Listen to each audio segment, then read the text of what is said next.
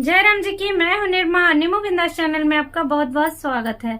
और आज मैं जा रही हूँ नाच चुटकुला गीत सुनाने। अगर मेरा गीत आपको पसंद आता है तो प्लीज मेरे चैनल को लाइक, सब्सक्राइब एंड शेयर जरूर करें।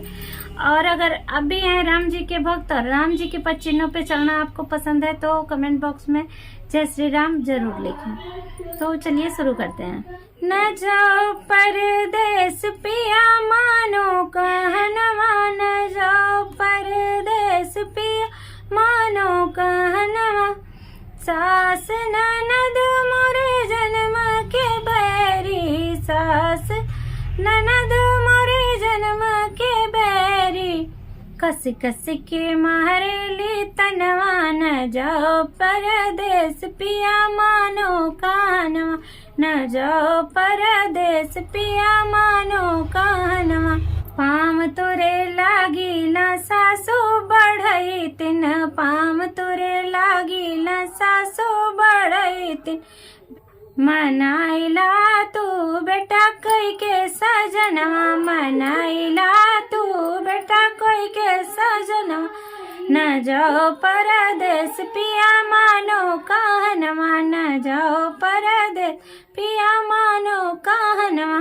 जठनी हमारी है जन्म के बैरन, जठनी हमारी है जन्म के बैरन। कस कस के मारली तनवा, न जाओ परदेस पिया मानो कहनवा, न जाओ परदेस पिया मानो कहनवा। पाँव तोरे लागिला जठनी बढ़ई तिन, पाँव तोरे लागिला जठनी बढ़ई तिन। मनाइला तू देवर कई के सजनवा, मनाइला तू देवर कई के सजनवा। न जाओ परदेस पी मानो कहनवा, न जाओ परदेस पिया मानो कहनवा। ननदी हमारी है जन्म के बैरन, ननदी हमारी है जन्म के बैरन। कस कस के मारेली तनवा, न जाओ परदेस पिया मानो कानवा। पाँव तोरे लागिला ननदी बढ़ई तिन, पाँव तोरी लागिला ननदी बढ़ई तिन। मनाइला तू भैया कई के सजनवा, मनाइला तू भैया कई के सजनवा।